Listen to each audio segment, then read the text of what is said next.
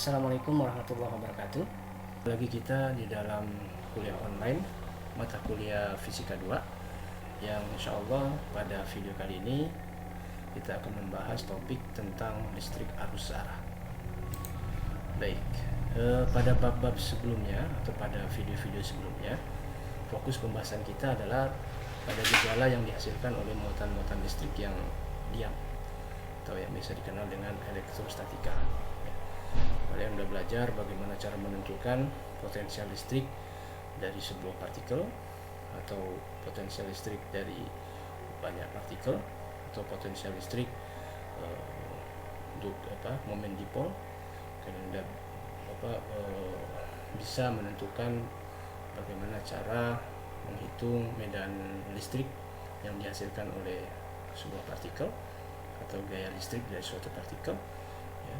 Dan semuanya itu fokus pada pembahasan tentang muatan listrik yang diam, ya, tidak bergerak. Nah, pada bab ini atau pada video ini kita akan sedikit memperluas pembahasan kita, ya, yang akan kita fokuskan pada besaran-besaran fisis yang terkait dengan muatan listrik yang bergerak, ya. Jadi kalau muatan listrik yang bergerak itu biasanya diistilahkan dengan arus listrik, ya. Yang namanya arus itu adalah sesuatu yang bergerak atau sesuatu yang mengalir, ya.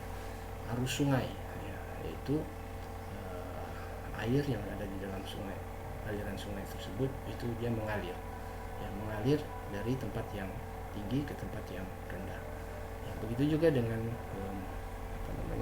arus listrik. Jadi kalau arus listrik yang mengalir apa? Yang mengalir adalah muatan listrik, ya, yang dia akan mengalir dari, nantinya saya akan jelaskan, dari potensial yang tinggi ke potensial yang rendah. Nah, itu yang akan kita bahas pada video kali ini, ya. Kita akan fokus pada muatan listrik yang bergerak, yang biasa dikenal dengan arus listrik. Nah, sekarang kita definisikan apa itu arus listrik, ya. Nah, tadi sudah disinggung sedikit bahwa arus listrik itu adalah aliran dari muatan listrik, ya, atau muatan listrik yang mengalir, ya. Nah, jadi kalau dia bergerak, kalau muatan listrik itu mengalir, pasti dia akan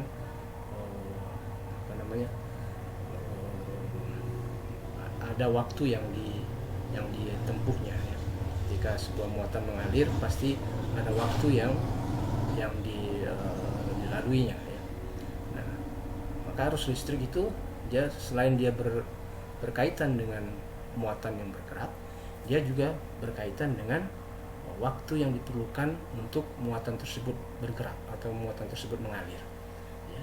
Jadi arus listrik itu berkaitan erat dengan berapa banyak muatan listrik yang mengalir per satuan waktu, yang kalau dinyatakan dalam persamaan matematisnya, maka arus listrik itu sama dengan I, ya, dia disimbolkan dengan I sama dengan delta Q per delta T, ya, dimana delta Q itu adalah banyaknya muatan listrik dan delta T itu adalah selang waktu, ya, selang waktu. Nah, jadi dalam selang waktu delta T, ya, berapa banyak muatan listrik yang bergerak atau yang mengalir.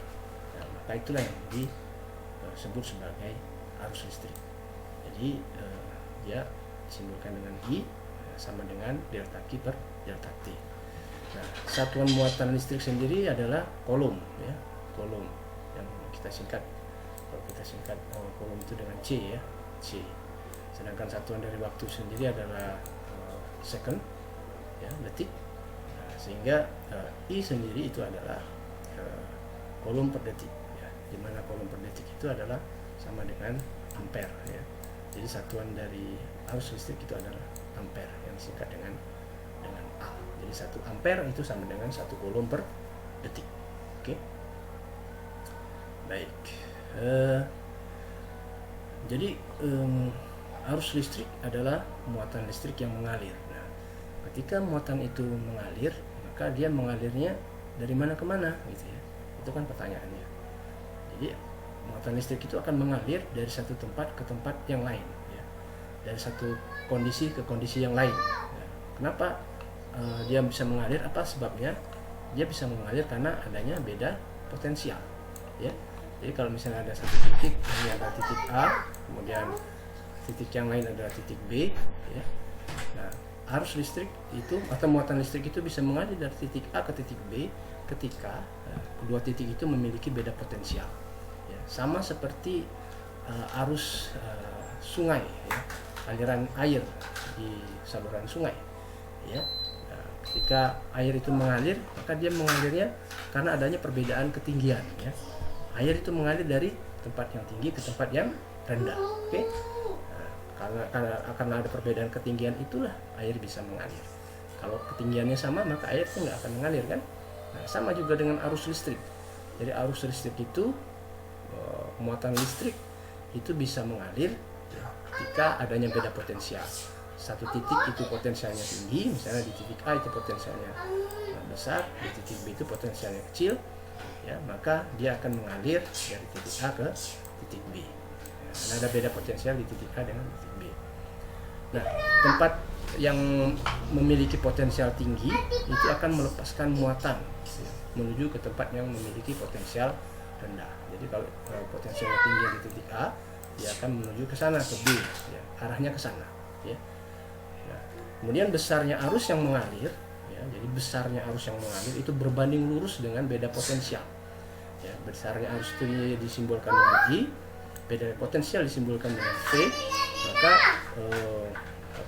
besar arus yang mengalir itu akan berbanding lurus dengan beda potensial, maka kita bisa mengatakan I itu sebanding dengan V, di mana I itu ada arus listrik dan V itu adalah beda potensial.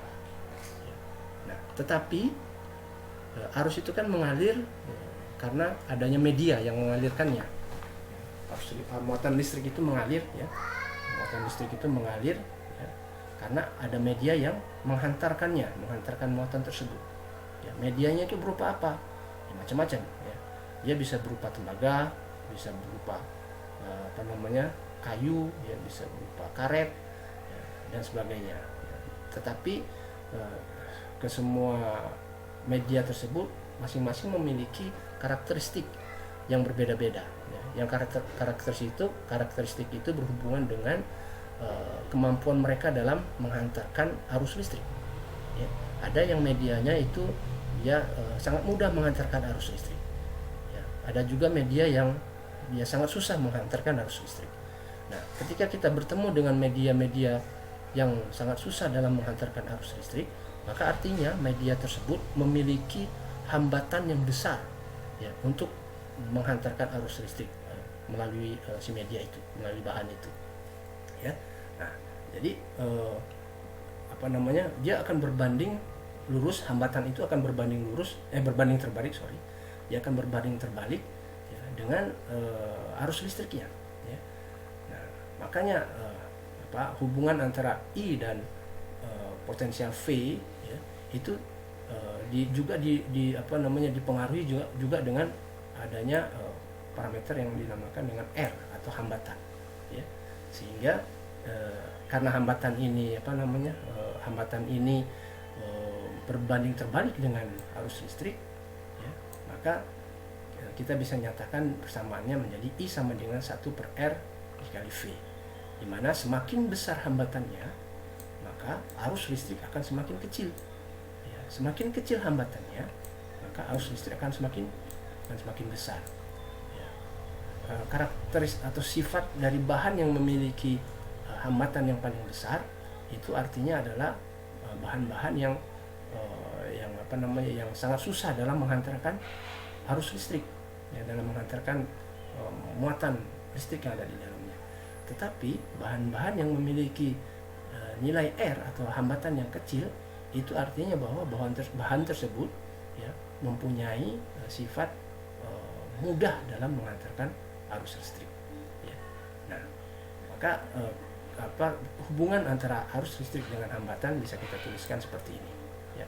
I sama dengan 1/R dikali V, atau I sama dengan, bisa juga ditulis biasanya kita tulis dengan I sama dengan V/R. Nah, R itu didefinisikan sebagai hambatan listrik antara dua titik. Jadi dia itu hambatan listrik antara titik A dan titik B, dia berada di sini. Artinya dia adalah bahan yang menghantarkan muatan listrik tersebut ya. Nah, satuan hambatan listrik itu adalah ohm, biasanya disingkat dengan ohmega. Ya.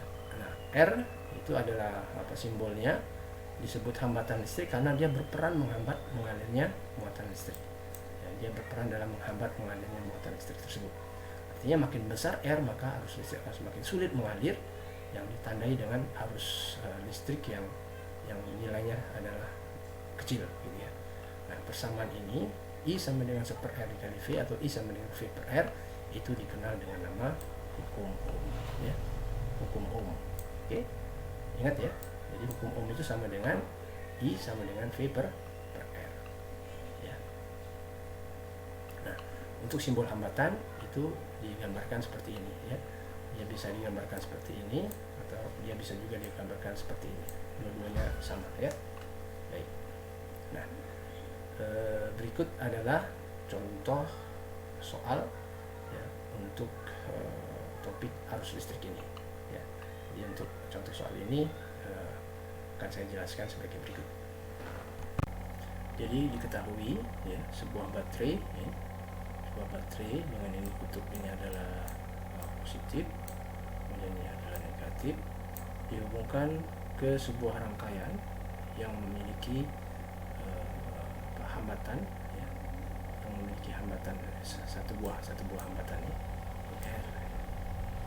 Nah, ya, titik A ya, yang ada di sebelah kiri dari hambatan ini itu memiliki potensial yang lebih tinggi ya, daripada titik B ini ya. Nah, hambatan ini dihubungkan dengan baterai, di mana baterainya itu memiliki potensial V sama dengan 1,5 volt ya, punya potensial besarnya 1,5 volt ya.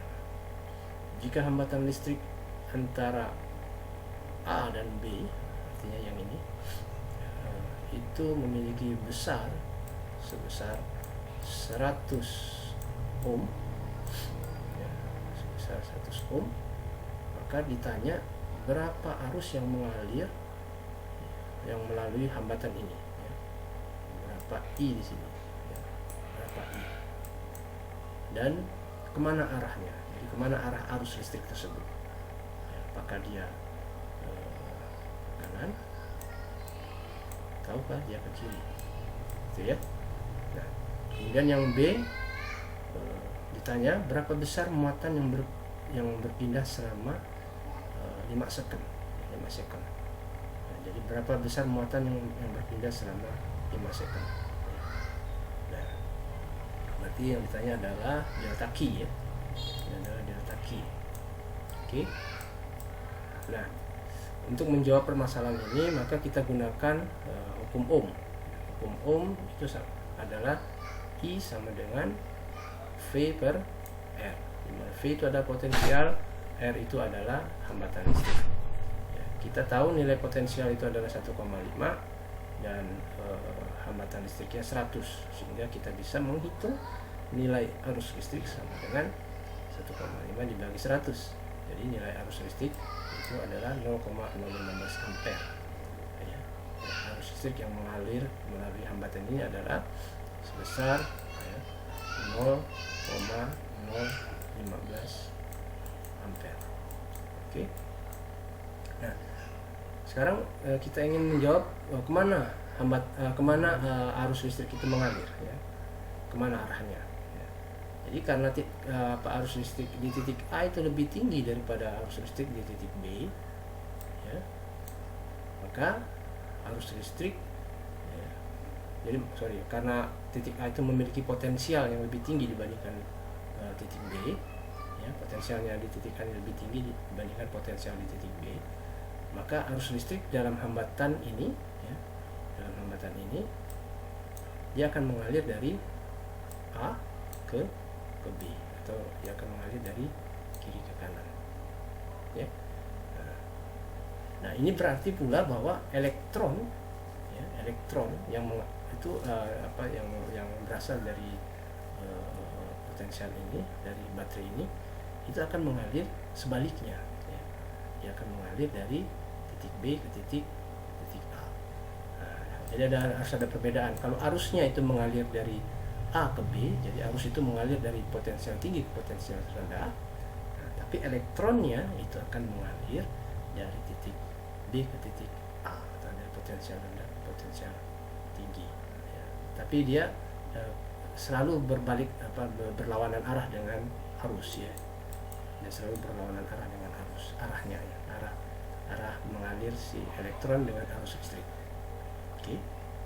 Nah, sekarang yang B yang ditanya adalah berapa muatan yang berpindah selama selang waktu 5 second.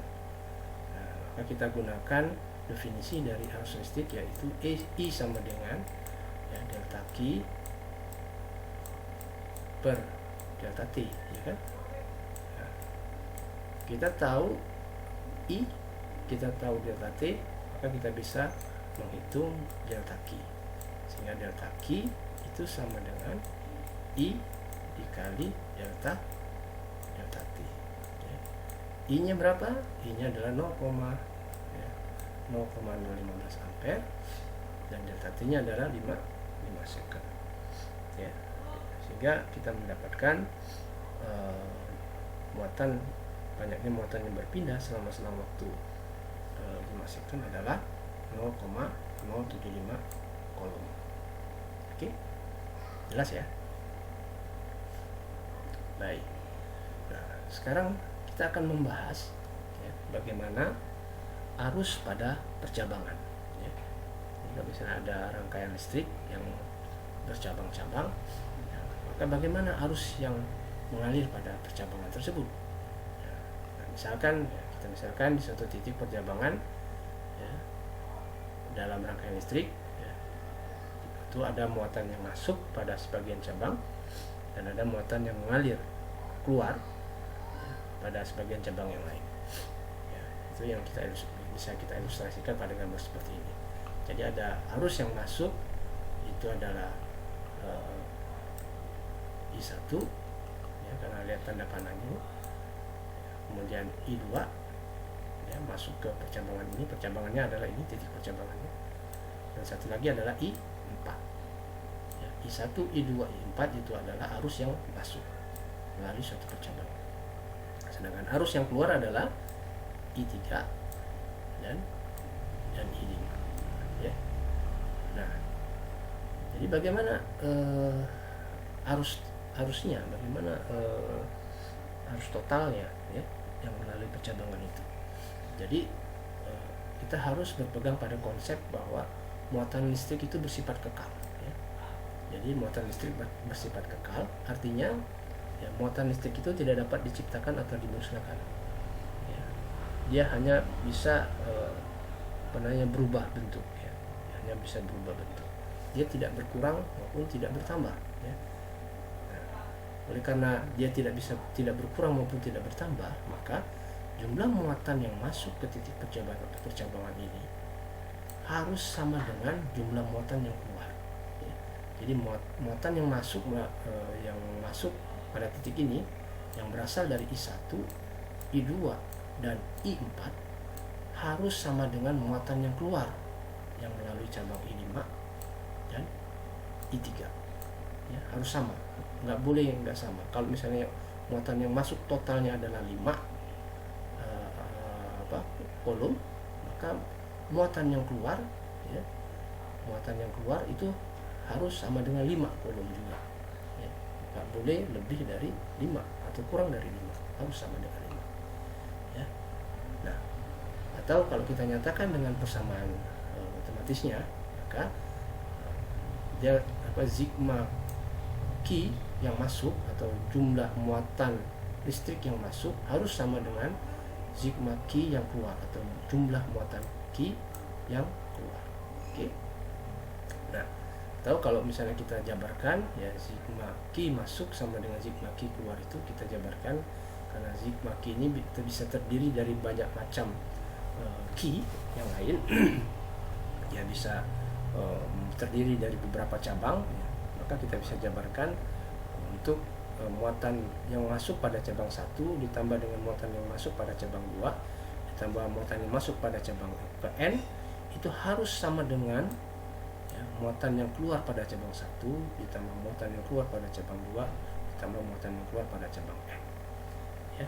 Sehingga cabang untuk jumlah cabang sendiri, jumlah total cabang sendiri itu adalah bisa kita jumlahkan cabang yang masuk ya, ditambah dengan cabang yang keluar. Itu jumlah total cabangnya. Ya. Atau kalau misalnya persamaan yang ini kita kita hubungkan dengan definisi dari arus, maka kita bisa bagi dengan delta T ya. Kita bisa bagi dengan delta T ya, Qm1 ditambah Qm2 ditambah Qmn dibagi dengan delta T semuanya ya, itu sama dengan Q yang keluar cabang 1 ditambah Q yang keluar pada cabang 2 ditambah Q yang keluar pada cabang N dibagi delta T ya. Atau bisa kita tuliskan seperti ini ya. Atau kalau kita kita jabarkan kembali ke yang ini ya, pembagian yang ini bisa kita pisah-pisah menjadi seperti ini ya. Muatan yang masuk pada cabang 1 dibagi delta T ditambah muatan yang masuk pada cabang 2 dibagi delta T ditambah muatan yang masuk pada cabang N dibagi delta T itu harus sama dengan muatan yang keluar pada cabang 1 dibagi delta T ditambah muatan yang keluar pada cabang 2 dibagi delta T ditambah muatan yang keluar pada cabang M dibagi delta T ya. Nah, karena kita tahu bahwa ini ya, bentuk-bentuk yang ini ya, bentuk-bentuk yang ini semuanya ini adalah apa? Ini adalah arus listrik yang kita kenal dengan I ya, maka kita bisa ganti persamaan ini dengan persamaan yang di bawah ini. Jadi yang ini adalah I atau arus listrik yang masuk pada cabang pertama ditambah arus listrik yang masuk pada cabang kedua ditambah arus listrik yang masuk pada cabang ke N itu harus sama dengan arus yang keluar pada cabang 1 ditambah arus yang keluar pada cabang 2 ditambah arus yang keluar pada cabang M ya. Karena dia dia memiliki sifat kekal ya. Arus listrik itu memiliki sifat kekal.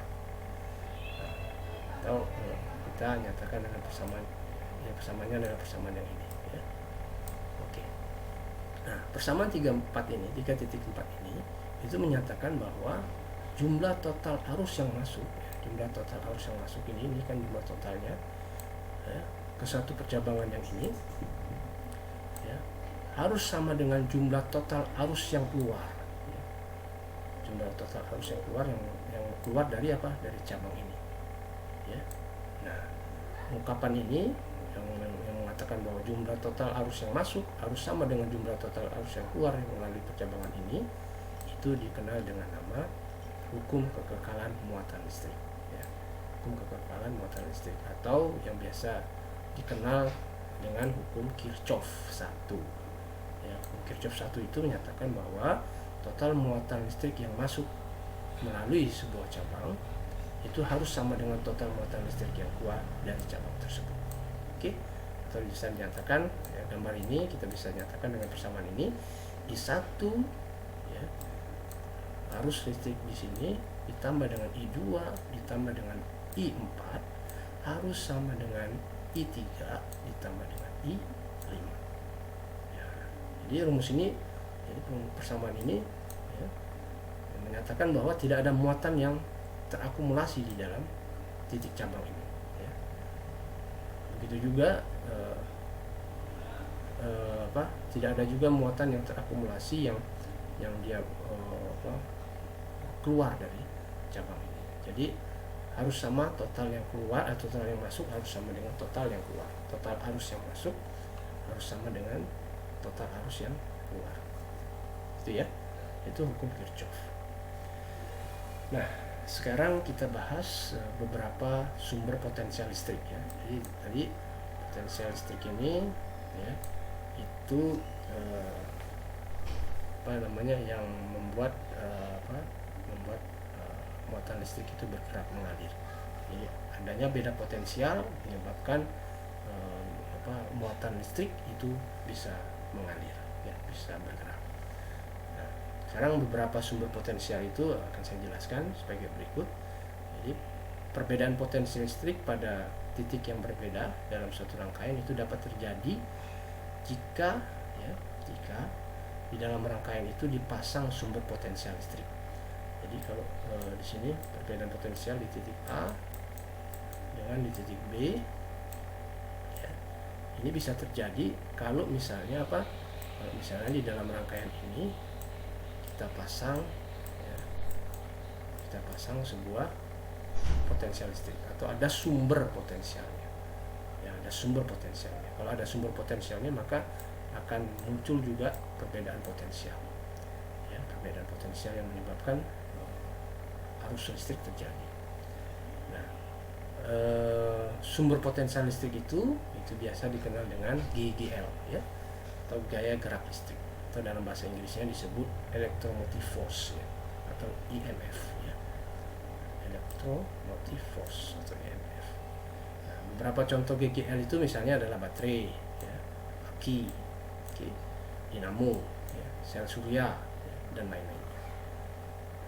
Dan setiap GGL itu dia memiliki dua terminal atau dua kutub, ya, dua kutub yang berbeda, yang memiliki potensial berbeda. Kalau baterai ini dia kutubnya positif dan kutub negatif. Aki juga ada positif dan ada negatif.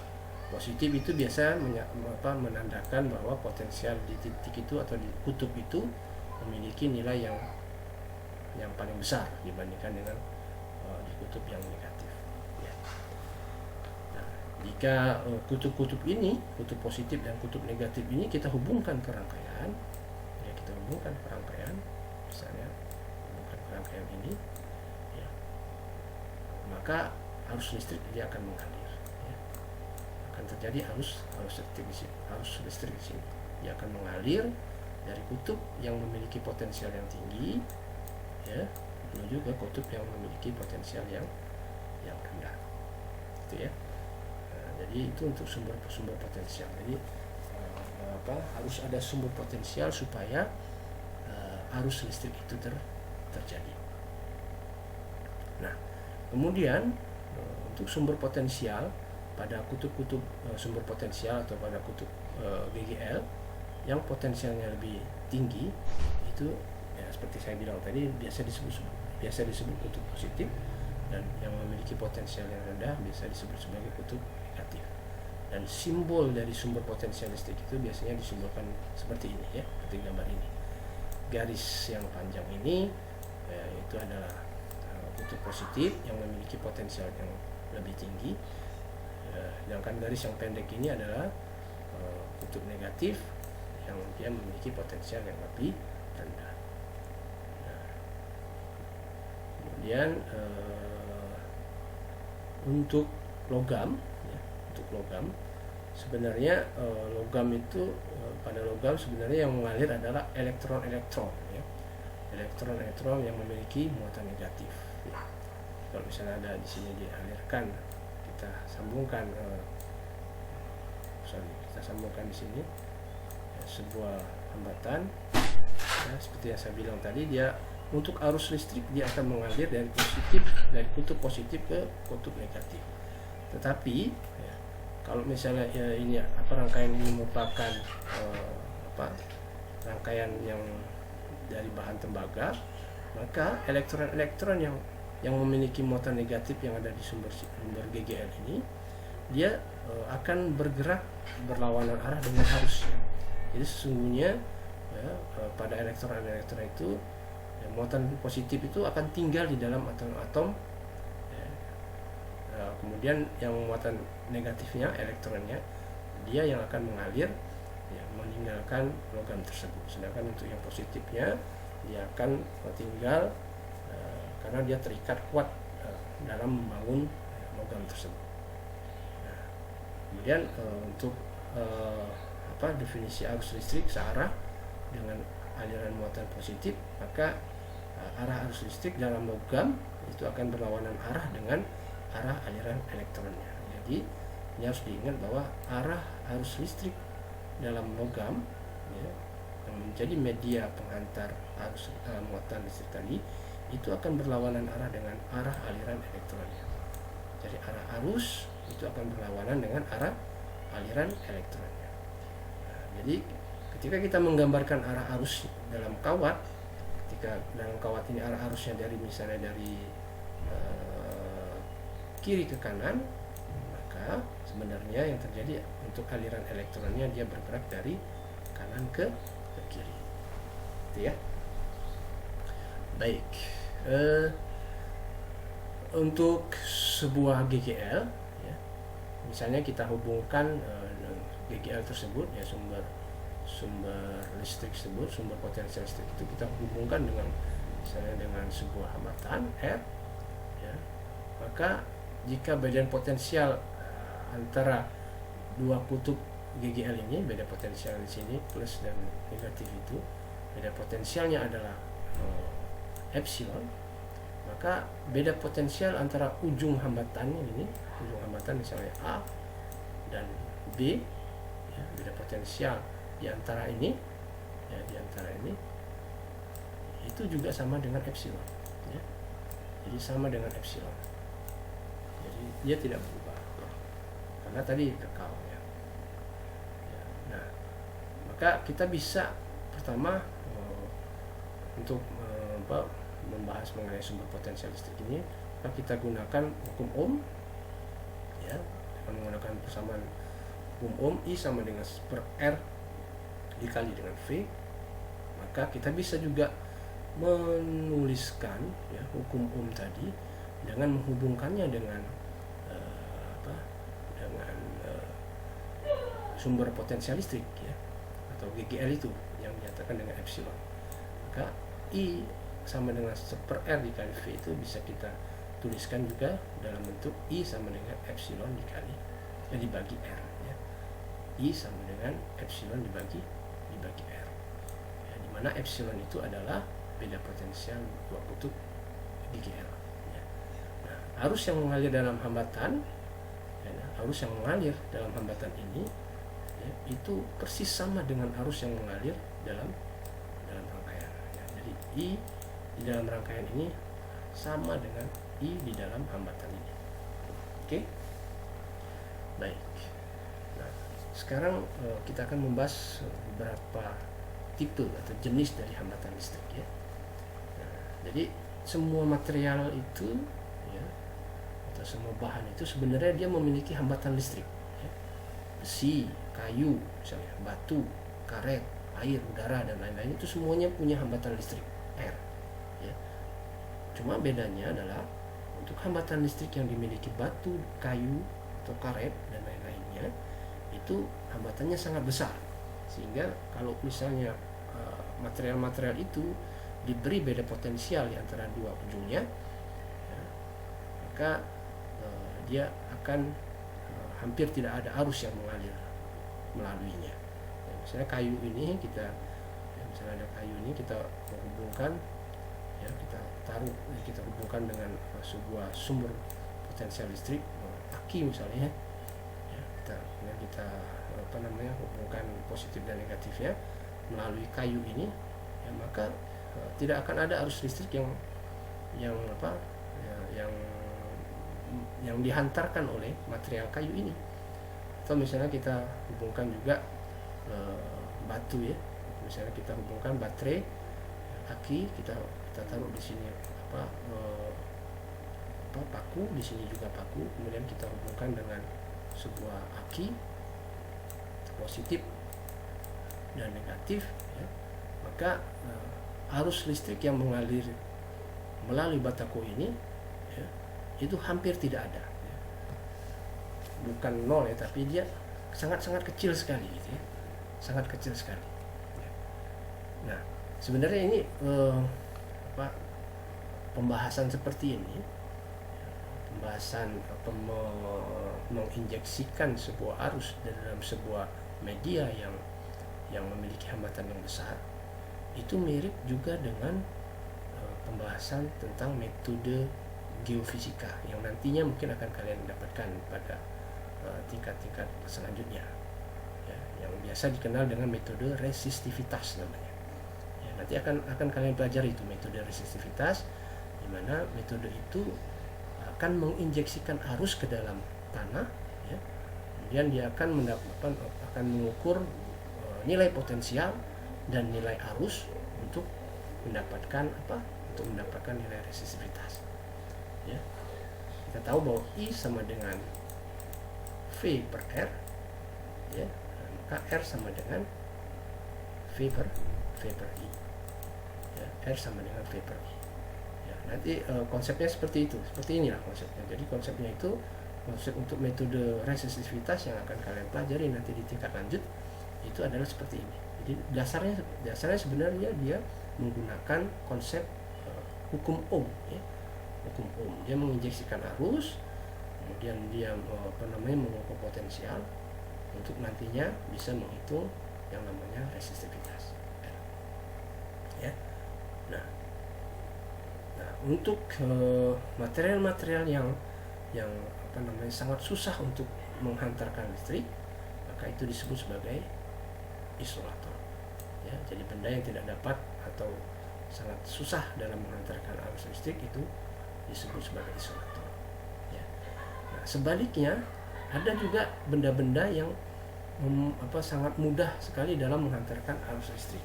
Jadi diberikan potensial yang kecil saja, maka arus listriknya bisa mengalir dengan cepat. Ya. Nah, contohnya adalah tembaga, besi, aluminium, kuningan, emas, baja, raksa, merkuri, perak. Nah, kalau kawat-kawat ini ujung-ujungnya kita hubungkan dengan sumber potensial listrik atau GGL itu, maka dia akan dengan cepat mengantarkan muatan listrik, ya, yang dari GGL itu, dari sumber itu melalui si media ini. Nah, material yang mudah sekali dalam menghantarkan arus listrik itu dikenal dengan nama konduktor. Oke. Jadi itu perbedaan antara konduktor dan isolator. Kalau konduktor dia sangat mudah dalam menghantarkan, ya, arus listrik atau muatan listrik bisa sangat mudah diantarkan melalui material konduktor. Sedangkan kalau isolator, material yang sangat susah dalam menghantarkan muatan listrik, ya, di dalam medianya, ya, itu di dalam bahan tersebut. Oke, jelas ya. Oke. Nah, sekarang saya akan menjelaskan tentang hambatan listrik. Ya, saya akan menjelaskan lebih rinci terkait dengan hambatan listrik. Ya. Nah, untuk hambatan listrik ini, ya, dia dipengaruhi oleh sifat-sifat yang dimiliki oleh sebuah bahan. Ya. Jadi misalnya sifat-sifat apa saja? Misalnya panjang dari bahan tersebut, dan juga luas penampang atau ukuran penampang dari bahan itu. Ya. Nah, bagaimana pengaruhnya? Bagaimana si sifat bahan itu mempengaruhi hambatan listriknya? Jadi sebagai berikut. Jadi hambatan listrik itu akan semakin besar jika bahannya semakin panjang. Ya.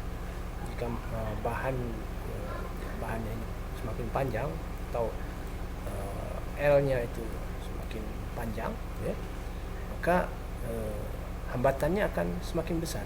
Ya.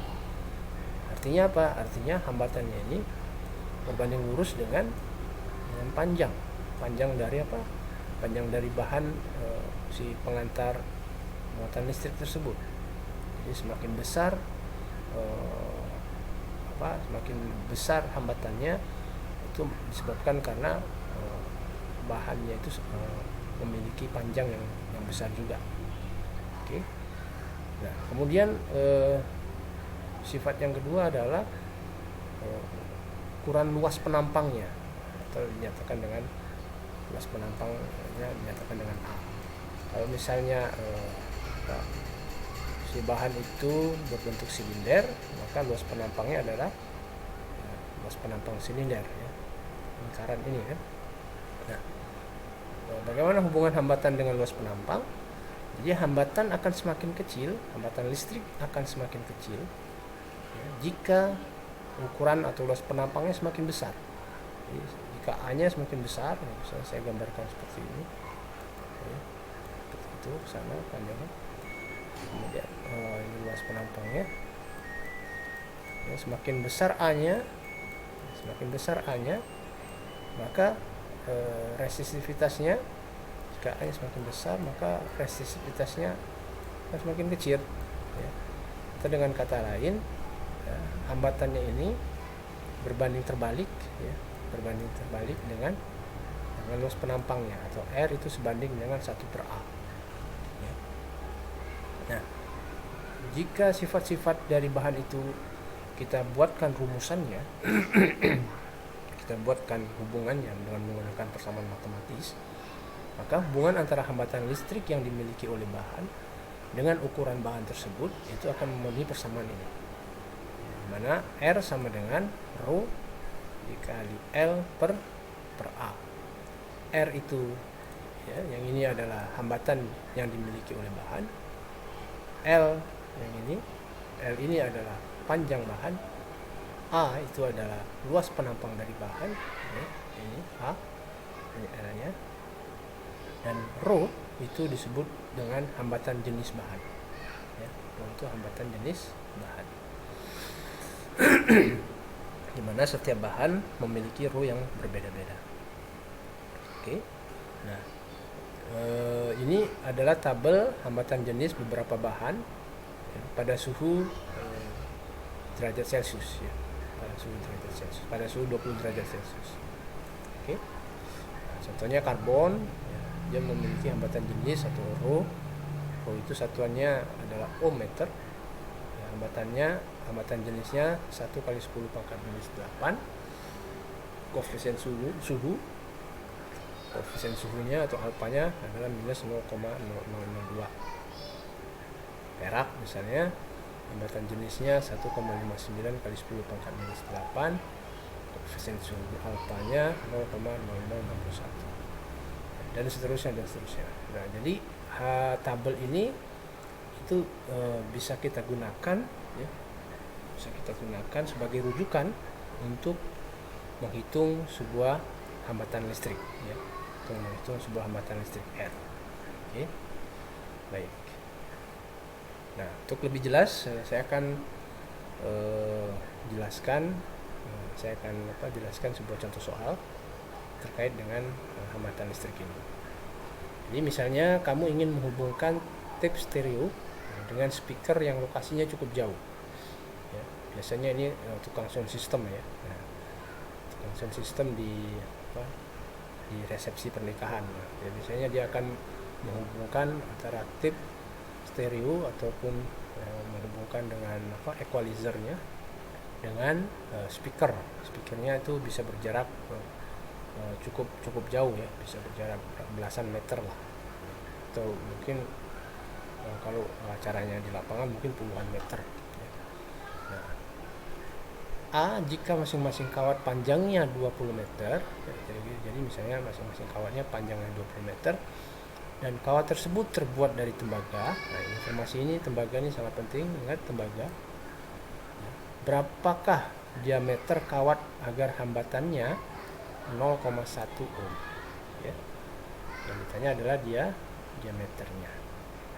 Yang B, ya, jika besar arus yang mengalir ke masing-masing speaker itu adalah 2 ampere, ya, berapakah penurunan tegangan listrik sepanjang kawat, ya.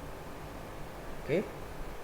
Nah, sekarang untuk menjawab soal-soal atau menjawab poin-poin di atas itu, jadi kita gunakan persamaan hubungan antara hambatan dengan sifat-sifat bahannya, ya, panjang dan luas penampangnya. Oke. Nah, kita tahu sebuah informasi bahwa kawat itu terbuat dari tembaga, ya, maka kita bisa langsung merujuk kepada tabel ini untuk mencari nilai hambatan jenis dari tembaga. Jadi mana hambatan jenis dari tembaga? Ini tembaga adalah yang ini, berarti hambatan jenisnya adalah ini, ya, hambatan jenis tembaga itu 1,68 kali 10 pangkat minus 8. Nah, ini jadi informasi buat kita, walaupun tidak disebut, ya, di dalam soal ini. Jadi kita mendapatkan informasi dari tabel yang tadi bahwa hambatan jenis dari tembaga adalah 1,68 kali 10 pangkat minus 8 ohm meter. Sekarang yang ditanya apa? Yang ditanya adalah berapa luas penampang kawat, ya. Berapa luas penampang kawat. Jadi kenapa kita harus menentukan luas penampangnya? Karena di dalam luas penampang tersebut ya, kita bisa nanti menghitung diameternya, ya. Nah, kita sekarang hitung dulu luas penampangnya. Jadi luas penampang pakai persamaan yang mana? Pakai persamaan yang ini, ya. Jadi untuk luas penampang berarti kita tuliskan A sama dengan, ya, rho, ya, dikali L dibagi R. Oke. Rho L per R. Kita tahu bahwa hambatan jenis tembaga adalah 1,68 kali 10 pangkat minus 8. Panjang dari kawatnya adalah 20 meter. Oke, 20 meter dibagi dengan hambatannya. Hambatannya adalah 0,1 ohm. Ya. Jadi kita dapatkan apa? Kita dapatkan luas penampang dari kawat tersebut, kawat tembaga itu adalah 3,4 kali 10 pangkat minus 6 meter kuadrat. Nah, sekarang karena kawat itu, ya, dia berbentuk silinder gitu ya, maka luas penampangnya adalah luas lingkaran kan. Maka A-nya sama dengan pi d kuadrat per 4, ya. Pi d kuadrat per 4. Sehingga kita bisa menentukan D-nya kan. Maka kita bisa tentukan sini d kuadrat, oke, sama dengan 4A, ya, dibagi pi. Oke. D kuadrat sama dengan 4A dibagi pi. Karena kita ingin mencari diameternya saja, maka kita tulis D sama dengan akar 4A dibagi pi. Oke, A-nya kita tahu 3,4 kali 10 pangkat minus 6 meter kuadrat, maka kita tuliskan 4 dikali 3,4 kali 10 pangkat minus 6 dibagi dengan pi. Pi-nya adalah 3,14 ya. Ini 3,16 ya. Nah, bisa juga dipakai 3,14. Atau kalau kita kalikan, ya, kita kalikan ini kemudian kita bagi dengan ini, maka kita dapatkan nilai 2,1 kali 10 pangkat minus 3 meter. Atau kalau karena kawat, ya, kawat yang kawat untuk speaker itu biasanya dia dalam milimeter kan, yang kecil kan, maka kita bisa jadikan milimeter, 2,1 milimeter. Ya, itu untuk diameter kawat, ya. Untuk diameter kawat dari apa? Diameter kawat dari itu tadi, untuk sambungan tape stereo dan speaker yang tadi. Nah, selanjutnya kita ditanya untuk berapa, ya, penurunan tegangan listriknya sepanjang kawat. Nah, jadi berdasarkan hukum Ohm, kita tahu bahwa hukum Ohm, I sama dengan, ya, V per R kan. I sama dengan V per R. Nah, yang ditanya adalah tegangan listriknya. Maka V sama dengan I dikali R. Oke. I-nya kita tahu adalah berapa? I-nya adalah 2 ampere. Ya, I-nya 2 ampere, sedangkan R-nya adalah 0,1. Oke, kita mendapatkan tegangan listrik sepanjang kawat itu adalah 0,1 volt. Oke. Baik. Sekarang kita akan masuk ke pembahasan tentang kebergantungan hambatan pada suhu. Jadi hambatan itu dia bergantung juga pada suhu atau dipengaruhi juga oleh suhu, ya. Hambatan itu dipengaruhi juga oleh suhu. Ini penting ya untuk nantinya, karena kalian adalah mahasiswa geofisika, seperti yang saya bilang sebelumnya, bahwa kalian akan mendapatkan pengetahuan atau mendapatkan kuliah tentang metode geofisika. Salah satunya adalah metode resistivitas. Nah, di sana kalian akan mengukur resistivitas dengan mengukur di lapangan itu potensialnya dan juga arusnya. Nah, jadi hati-hati juga, ternyata di dalam fisika dasar itu telah dibahas bahwa ada kebergantungan antara hambatan dengan suhu, ya, hambatan R ini, ya, dengan suhu T. Nah, jadi nanti ketika kalian mau mengukur mengukur dengan menggunakan metode resistivitas di lapangan, ya, itu harus lihat-lihat itu kondisi alamnya, ya. Kalau misalnya terlalu panas atau mungkin terlalu dingin, ya, itu juga mungkin akan mempengaruhi nilai resistivitas dari struktur bawah permukaan yang kalian ukur itu, ya. Jadi harus nanti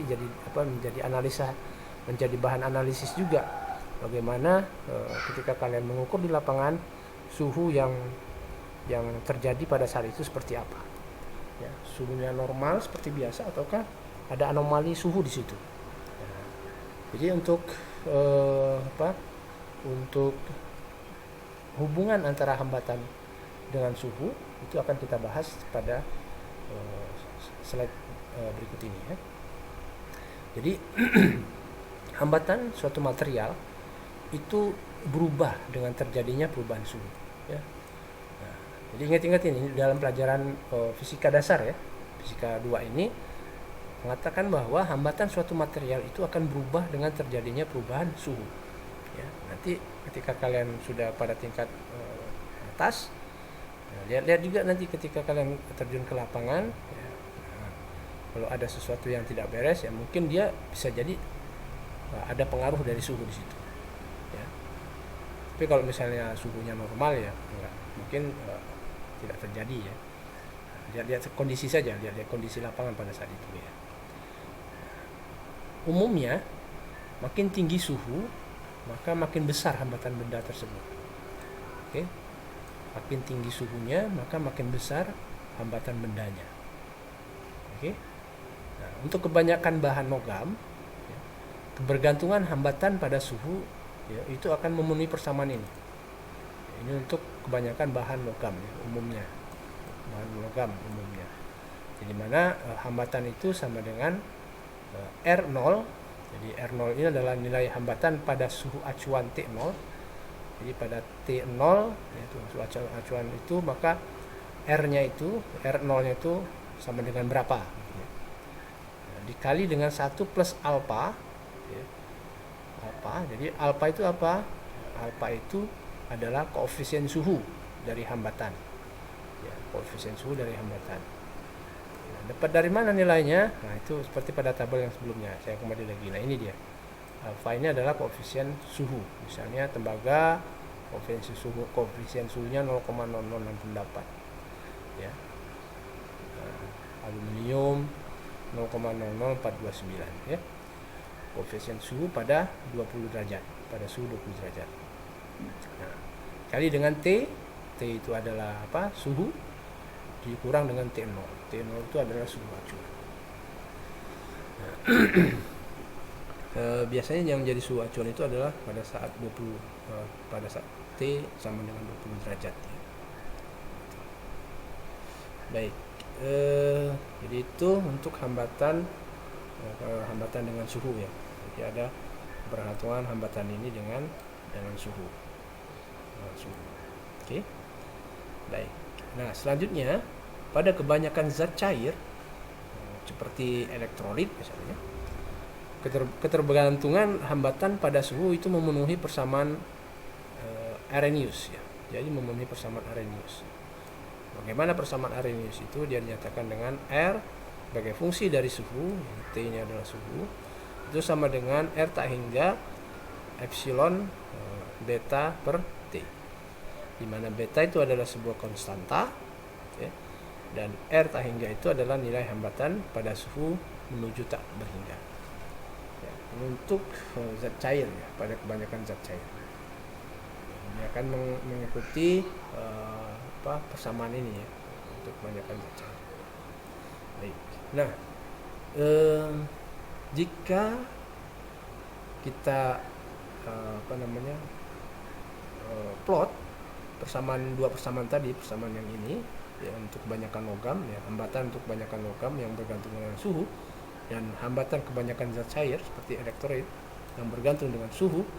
Itu ketika kita plot ya, hambatan dengan suhu itu ya, maka kita akan mendapatkan dua buah kurva seperti ini. Jadi kalau yang kurva yang ini, yang biru ini adalah kurva untuk persamaan yang ini ya, untuk kebanyakan bahan logam.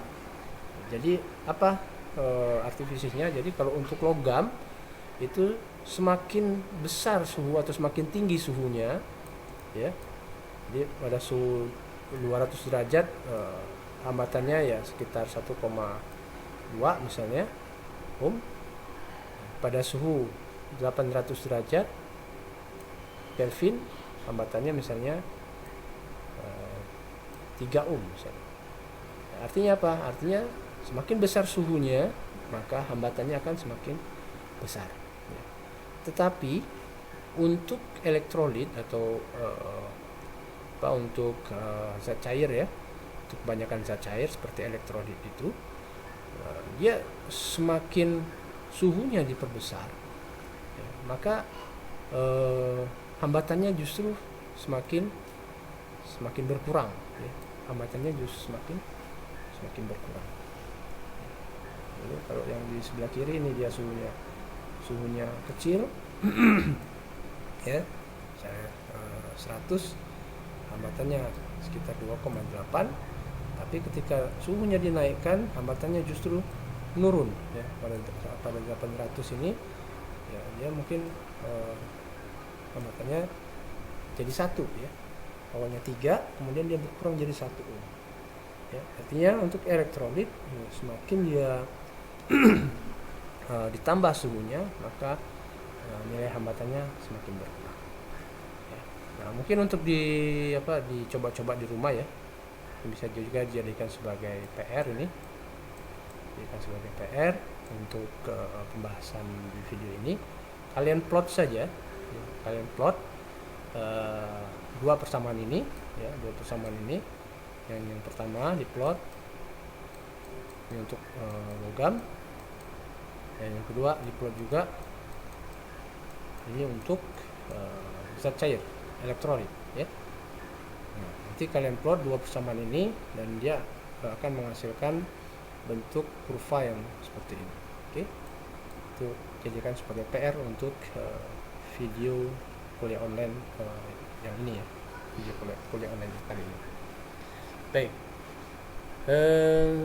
selanjutnya untuk lebih jelas saya akan menjelaskan satu buah contoh lagi yang membahas tentang kebergantungan hambatan pada suhu ya. Contohnya adalah sepotong kawat platina. Oke, ini jadi informasi kawat platina ya, digunakan untuk menentukan hambatan suatu larutan ya. Ini juga informasi larutan ya, larutan biasanya cairan kalau larutan ya. Nah, misalkan pada suhu 20 derajat Celcius hambatan kawat tersebut adalah 194,2 ohm. Kemudian kawat tersebut dicelupkan ke dalam larutan dan tahanannya itu akan meningkat menjadi 187,4 ohm. Nah, yang ditanya adalah berapa suhu larutan tersebut. Ya. Nah, untuk menjawab persamaan ini, contoh soal ini, maka kita memerlukan informasi dari tabel 3.1 sebelumnya ya. Tabel platina ya, koefisien suhu untuk platina. Nah, platina adalah yang ini. Koefisien suhunya apanya adalah yang ini, 3927 ya. Jadi koefisien suhu alfa untuk platina adalah 0,003927 derajat Celcius, 1 atau per derajat Celcius. Nah, kemudian berdasarkan persamaan persamaan yang sebelumnya, persamaan yang ini untuk logam ya, ini untuk persamaan dengan logam karena platina itu adalah logam. ya, maka kita gunakan persamaan untuk logam. Jadi kita dapatkan bahwa R per R0 itu sama dengan 1 plus alfa T min T0. Nah, R, kita tahu R itu adalah hambatan hambatan setelah dia berubah kan. Hambatan setelah dia berubah adalah berapa? Berarti yang setelah dia berubah adalah 187,4. Berarti R-nya adalah 187,4. Dibagi R0. R0 itu adalah hambatan awalnya. Hambatan awalnya berapa? Hambatan awalnya adalah 164,2. Nah, 164,2 sama dengan 1 plus alfa. Hambatan jenisnya adalah alfa. Untuk platina adalah 0,0039,3927 ya, dikali T. T itu ada yang dicari karena apa? Karena berapa suhu larutannya ya, dikurang 20 derajat ya, 20 derajat Celcius itu adalah suhu acuannya. Nah, kemudian ya tinggal kita selesaikan saja ini, dibagi, dapatnya 1,14 sama dengan 1 ya, tambah 0,003927 T min 20. Oke. Nah, kemudian kita satu ini pindahkan ke sini, jadi 1,14 dikurang 1 jadinya 0,14. Kemudian ini tetap ya. Setelah kita selesaikan ininya, kita bongkar ya. Ini kita bongkar, T min 20 sama dengan 0,14 dibagi 0,003927, maka dapat 35,7. Atau T nya sama dengan 35,7 plus 20. Atau kita dapatkan T nya suhu larutan tersebut adalah 55,7 derajat Celcius. Oke. Ini untuk persamaan ini kita gunakan karena dia merupakan persamaan untuk kebanyakan logam. Karena platina itu adalah logam ya. Baik, selanjutnya ya, kita masih membahas tentang kebergantungan hambatan pada tegangan ya. Jadi kebergantungan hambatan dengan suhu. Sekarang kita akan bahas tentang kebergantungan hambatan pada tegangan. Oke. Nah, untuk lebih jelasnya tentang kebergantungan hambatan pada tegangan ini akan saya jelaskan pada video selanjutnya.